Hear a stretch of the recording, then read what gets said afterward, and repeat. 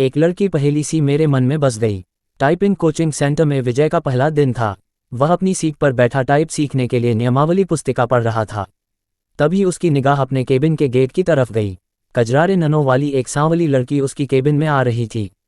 लड़की उसकी बगल वाली सीट पर आकर बैठ गई, टाइपराइटर को ठीक किया और टाइप करने में मशगूल हो गई। विजय का मन टाइप करने में नहीं लगा। वह किसी भी हालत में लड़की से बातें करना चाह रहा था। वह टाइपराइटर पर कागज़ लगाकर बैठ गया और लड़की को देखने लगा। लड़की की अंगुलियां टाइपराइटर के कीबोर्ड पर ऐसे पड़ रही थी जैसे हारमोनियम बजा रही हो। क्या देख रहे हो? थोड़ी देर बाद लड़की गुस्से से बोली, आपको टाइप करते हुए देख रहा हूँ। यहाँ क्या करने आए हो? टाइप सीखने। ऐसे सीखोगे? लड़की के स्वर में तल्खी बरकरार थी। मेरा आज पहला दिन है, इसलिए मेरी समझ में कुछ नहीं आ रहा है। आप टाइप कर रही थी तो मैं देखने लगा कि आपकी अंगुलियां कैसे पड़ती हैं कीबोर्ड पर। आपको टाइप करते देखकर लगा मैं भी सीख जाऊंगा। यदि इसी तरह मुझे ही देखते रहे तो आपकी यह मनोकामना कभी पूरी नहीं होगी। लड़की फिर टाइप करने में जुट गई। विजय भी कीबोर्ड देखकर टाइप करने लगा। टाइप करने में उसका मन नहीं लग रहा था। वे बेचैनी सी महसूस कर रहा था। 10 मिनट बाद ही उसने टाइपराइटर का रिबन फंसा दिया। रिबन तो फंसेगा ही जब ध्यान कहीं और होगा। लड़की उसके टाइपराइटर को थोड़ा अपनी ओर खींचकर रिबन ठीक करने लगी। इसी बीच रिबन नीचे गिर गया। वह उसे उठाने के लिए झुकी तो उसके गले से चुन्नी गिर गई। रिबन उठाने के लिए विजय भी झुका था। उसकी निगाह अकस्मात ही लड़की के उरोजों पर चली गई। वह सकपका गया। लो, ठीक हो गया, लड़की ने कहा तो उसकी चेतना लौटी। लड़की फिर टाइप करने में लग गई, लेकिन विजय का मन टाइप में नहीं लगा। वह लड़की से बात करने की ताक में ही लगा रहा। मन नहीं लग रहा है। अचानक लड़की ने उससे पूछा तो बांछें खिल गईं। लगता है कि सीख भी नहीं पाऊंगा। आसार तो कुछ ऐसे ही दिखते हैं। आपका नाम? विजय ने बात को बढ़ाने के लिए सवाल कर दिया। सरिता। अच्छा नाम है, लेकिन मुझे इस नाम से नफरत है। क्यों? कोई एक कारण हो तो बताएं। ये कहते हुए सरिता अपनी सीट से उठी और पस कंधे पर टांगते हुए केबिन से बाहर निकल गई। विजय उसे जाते हुए देखता रहा। उसके जाने के बाद उसने टाइपराइटर पर डाली। टाइपराइटर उसे उदास लगा और दुनिया बदल गई। इसी दिन से विजय हवा में उड़ने लगा। रातों को छत पर घूमने लगा, तारे गिनता और उनसे बातें करता। चांदनी रात में बैठकर कविताएं लिखता। गर्मी की धूप उसे गुनगुनी लगने लगी। दुनिया गुलाबी हो गई तो जिंदगी गुलाब का फूल। आंखों से नींद गायब हो गई। वह ख्यालों ही ख्यालों में पैदल ही कई कई किलोमीटर घूमाता। अपनी इस स्थिति के बारे में उसने अपने एक दोस्त को बताया तो उसने कहा, गुरु तुम्हें प्यार हो गया है। दोस्त की बात सुनकर उसे अच्छा लगा। अगले दिन विजय ने सरिता से कहा कि आप पर एक कविता लिखी है, चाहता हूं कि आप इसे पढ़ें। ये भी खूब रही। जान न पहचान, तू मेरा मेहमान। कितना जानते हैं आप मुझे? जो भी जानता हूं उसी आधार पर लिखा हूं। सरिता उसकी लिखी कविता पढ़ने लगी। सरिता। कल कल करके बहने वाली जलधारा लोगों की प्यास बुझाती, किसानों के खेतों को सींचती, राह में आती है बहुत बाधा फिर भी मिलती है सागर से उसके प्रेम में, सागर साहिल पर पटकता है सिर। उनके प्रेम की प्रगाढ़ता का प्रमाण पूर्णमासी की रात में उठने वाला ज्वार भाटा सरिता है तो सागर है। सरिता के बिना रेगिस्तान हो जाएगा सागर। सागर के प्रेम में सरिता लांघती है पहाड़, पठार और मानव निर्मित बाधाओं को। कविता के नीचे उसने विजय की जगह सागर लिखा था। सरिता ने उसे देखा और कागज़ विजय की तरफ बढ़ा दिया। विजय ने कहा कि मैं चाहता हूं कि आप इसे टाइप कर दें। इसे छपने के लिए भेजना है। सरिता कुछ नहीं बोली, कागज़ को सामने रखकर टाइप करने लगी। विजय उसे देखता रहा। इस बात का आभास सरिता को भी था कि विजय उसे ही देख रहा है, लेकिन उसने कोई विरोध करने के बजाय पूछा कि आप कवि हैं? बनने की कोशिश कर रहा हूं। कवि भगोड़े होते हैं, सरिता ने उसकी ओर देखते हुए कहा।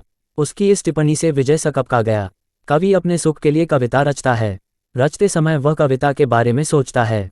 उसके बाद वह कविता को उसके हाल पर छोड़ देता है। कविता जब संकट में होती है तो कवि कविता के पक्ष में खड़ा नहीं होता। यह आप कैसे कह सकती हैं?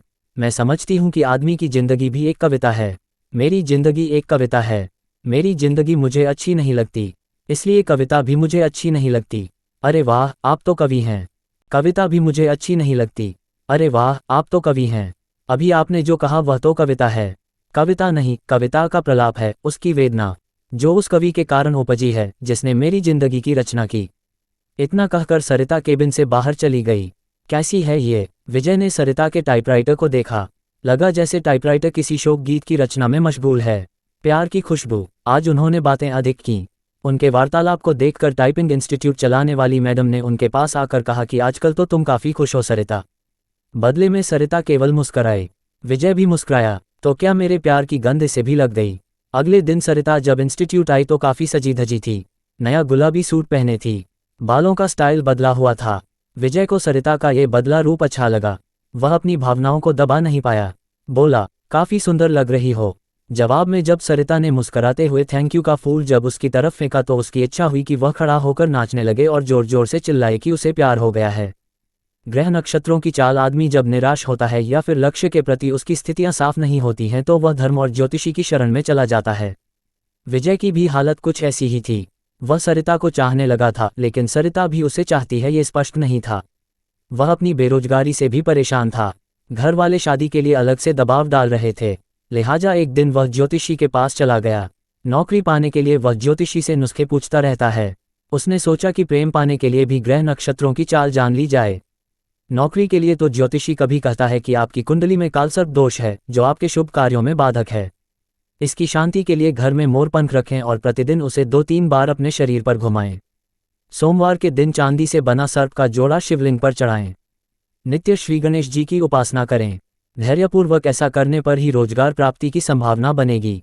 विजय ने अभी तक उसके बताए हर नुस्खे को आजमाया, लेकिन आज तक कोई संभावना नहीं बनी। शिकायत करने पर वह कह देता है कि आप पर भाग्येश शुक्र की महादशा चल रही है। शुक्र के बलवर्धन के लिए शुक्रवार के दिन 5.5 रत्ती का ओपल चांदी में जड़वाकर दाहिनी मध्यमा में धारण करें।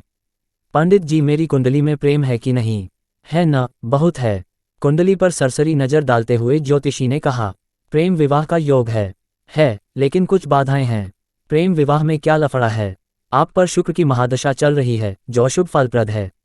गोचर में भी आपकी राशि पर शनि की 7.5 चल रही है। शनि शांति के लिए प्रत्येक शनिवार कुत्तों को सरसों के तेल से बना मीठा पराठा खिलाएं। ग्रह शांति के उपरांत ही प्रेम में सफलता की संभावना बन सकती है। सब ढकोसला है। इतने दिनों से आप एक नौकरी के लिए मुझसे क्या क्या नहीं करवाते रहे। मिली नौकरी, साला चपरासी भी कोई रखने को तैयार नहीं। भन्नाया हुआ विजय ज्योतिषी के कमरे से निकल गया। घर पहुंचते ही मम्मी कहने लगी, तुम्हारे पिता ने लड़की पसंद कर ली है। उनके दोस्त की बेटी है, बीए करके नौकरी कर रही है। तो मैं क्या करूं? शादी कर लो। बिना नौकरी मिले यह नहीं हो पाएगा, फिर तो पूरी जिंदगी कुंवारे ही रह जाओगे। बीवी की कमाई खाने से तो कुंवारा रहना ही अच्छा है। कहते हुए विजय अपने कमरे में चला गया। जिंदगी आसान नहीं। एक सप्ताह तक सरिता टाइपिंग स्कूल नहीं आई। विजय रोज आता रहा और निराश होकर वापस घर जाता रहा। 8वें दिन सरिता के आते ही वह पूछा बैठा कि एक सप्ताह आई नहीं। जिंदगी में बहुत दिक्कतें हैं, कहते हुए सरिता अपनी सीट पर बैठ गई। क्या हो गया? मेरी बहन जो बीए कर रही है किसी लड़के के साथ चली गई। दोनों बिना शादी के ही एक साथ रह रहे हैं। ऐसा क्यों किया? उसका कहना है कि यदि वह ऐसा न करती तो उसकी शादी ही नहीं हो पाती। मतलब हमारे घर के आर्थिक हालात। इतना कहकर सरिता चुप हो गई। मुझे नहीं लगता कि आपकी बहन ने गलत किया है। आज की युवा पीढ़ी विद्रोही हो गई है। वह परंपराओं को तोड़कर नई नैतिकता गढ़ रही है। समय के साथ सब ठीक हो जाएगा। पर माँ तो नहीं समझती। हाँ, उनके लिए समझना थोड़ा मुश्किल है, लेकिन आजकल सब चलता है। हमारा समाज बदल रहा है। बिना शादी के एक साथ रहना पश्चिमी परंपरा है, लेकिन अब ऐसा हमारे यहाँ भी होने लगा है। हाँ, बैठकर सपनों के राजकुमार का इंतजार करने से तो बेहतर ही है न कि जो हाथ थाम ले उसके साथ चल दिया जाए। चाहे 4 दिन ही सही, जिंदगी में बहार तो आ जाएगी। चाहे 4 दिन ही सही, जिंदगी में बहार तो आ जाएगी। विजय को लगा कि कह दे कि फिर तुम मेरे साथ क्यों नहीं चलती। हम शादी कर लेते हैं, पर वह कह नहीं पाया। जानते हो, मेरी एक बहन 12वीं में पढ़ रही है। उसका भी एक लड़के से प्रेम चल रहा है। वे दोनों एक दूसरे से शादी करने को तैयार हैं। अगले साल बालिग होते ही शादी कर लेंगे। विजय के मन में आया कि कह दे कि अच्छा ही है। वह अपने आप वर खोज ले तो तुम्हें परेशानी नहीं होगी। वैसे भी 5,000 रुपये की नौकरी में तुम कौन सा राजकुमार उन्हें दे दोगी। अच्छा है कि वह अपने प्रेमियों के साथ भाग जाएं। बातों बातों में एक दिन सरिता ने उसे बताया था कि उसके पिता की मौत हो चुकी है और वह 3 बहन हैं। उसका कोई भाई नहीं है। बहनों में वही सबसे बड़ी है। वह एक ऑफिस में काम करती है और उसे 5,000 रुपये मासिक वेतन मिलता है। दूसरी जगह काम पाने के लिए टाइपिंग सीख रही है। विजय को अपने एक दोस्त के साथ घटी ऐसी ही घटना की याद आ गई। उसके दोस्त की एक बहन अपनी बड़ी बहन के अधेड़ से ब्याह देने के बाद प्रेमी के साथ भाग गई। इसके बाद उसका दोस्त गुस्से में उबल रहा था। तब विजय ने कहा था कि शांत रहो यार, वे दोनों जहां हो कुशल से रहें। उसने जो किया अच्छा ही किया। तुम कौन सा उसे राजकुमार से ब्याह देते। आखिरकार जिंदगी उसकी है, जीना उसे है, इसलिए निर्णय भी उसे ही लेना चाहिए। दोस्त के बड़े भाई ने भी विजय की बात का समर्थन किया था, लेकिन थोड़ा दार्शनिक अंदाज में कहा था कि होनी को यही मंजूर था। मैं भी सोचती हूँ कि एक बहन ने जो किया ठीक ही है, दूसरी जो करेगी वह भी अच्छा ही है। जीवन यदि संघर्ष है तो करो। प्रेमी से पति बना व्यक्ति भी धोखा दे सकता है, जीवन नरक बन सकता है और माता पिता का खोजा राजकुमार भी यही करता है। लेकिन माँ नहीं मानती, सोचती बहुत हैं और तबीयत खराब कर लेती हैं। पुराने जमाने की है ना। हद तो ये हो गई कि वह मुझसे कहने लगी है कि तू भी किसी के साथ भाग जा। मैं उन्हें इस हाल में छोड़कर किसके साथ। रो पड़ी सरिता। विजय की समझ में नहीं आया कि वह क्या कहे और क्या करे। स्थिति को सरिता समझ गई तो खुद पर काबू किया और फिर से टाइप करने लगी। 10 मिनट बाद सरिता उठी और बिना बोले ही चली गई। विजय की इच्छा हुई कि वह उसके पीछे पीछे चला जाए, लेकिन वह बैठा रहा और उसे जाते देखता रहा। मूसलाधार में बिजली का गिरना, आसमान में काले बादल घिर आए थे। इस कारण परिवेश में अंधेरा पसर गया था। रह रहकर आसमान में बिजली चमकती और बादल गरजते। ऐसे मौसम में भी विजय टाइपिंग स्कूल जाने के लिए तैयार था। वह सरिता से मिलना चाहता था। जब वह घर से निकला तो बूंदाबांदी शुरू हो चुकी थी।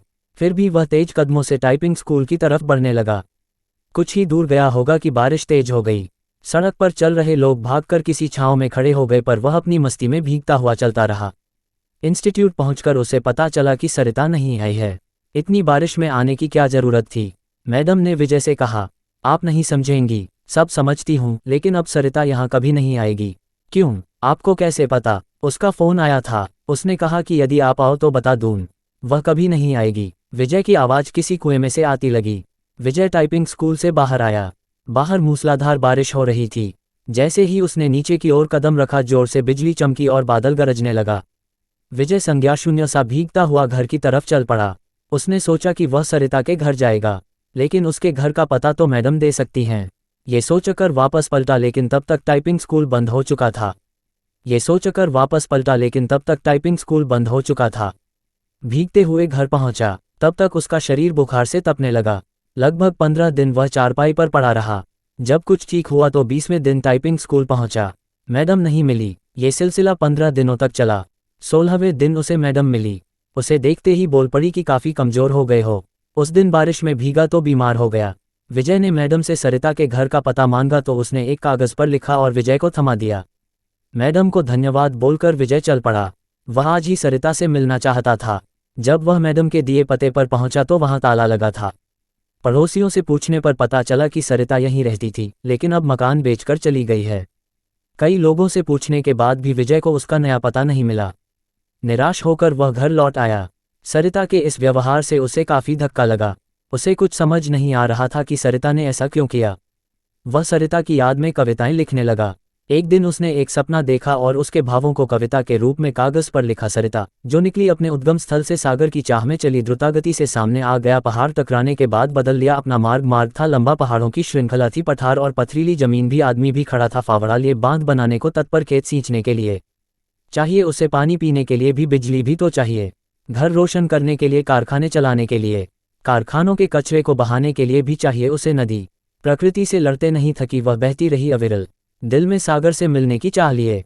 भारी पड़ा प्यार अवरोधों पर पहुंच गई वह साहिल पर, लेकिन मानव ने बना बांध रोक दी उसकी धारा, कारखानों की गंदगी उड़ेल सड़ा दिया उसकी आत्मा को, अपने आंसुओं से धोती रह वह अपना बदन, निर्मलता से मिलना चाहती थी सागर से। विकास उन्मादी मानव ने रौंद दिया उसकी आत्मा को, जिंदा लाश हो गई वह, उसके लिए तड़पता है सागर, साहिल पर पटकता है अपने सिर को, उसने तो दम तोड़ दिया मानव के विकास में, सागर भेजता है बादलों को उसे पुनर्जीवित करने के लिए। वह जानता है बेवफा नहीं है वह, सच्चा है उसका प्यार, कैद है वह मानव के विकास में। बरसते हैं बादल, उफनती है नदी, मानव को दिखाती है अपना विकराल रूप, मिलते ही प्यार की ताकत, तबाह कर देना चाहती है वह मानव सृष्टि को, बदला लेना उसकी प्रकृति नहीं, भागती है तेज गति से सागर की ओर, बाहें फैलाए स्वागत करता है सागर, बताना चाहती है अपने कष्टों को वह, लेकिन कुछ भी नहीं जानना चाहता सागर, जानता है वह मानव स्वभाव को, उसका भी तो पाला पड़ा है इस स्वार्थी प्राणी से। विजय की इस कविता को पत्रिका में छपे 1 माह से अधिक हो गया है, लेकिन उसके पास इस बार भी अब तक सरिता का कोई पत्र या फोन नहीं आया है। उसे उम्मीद है कि एक न एक दिन सरिता उससे संपर्क जरूर करेगी। जब से वह कविता प्रकाशित हुई है तब से वह फोन की प्रत्येक घंटी पर चौंक जाता है। यही नहीं, हर रोज पोस्टमैन का बेसब्री से इंतजार करता है, और जब उसके आने का समय खत्म हो जाता है तो वह उदासी के समुद्र में डूब जाता है।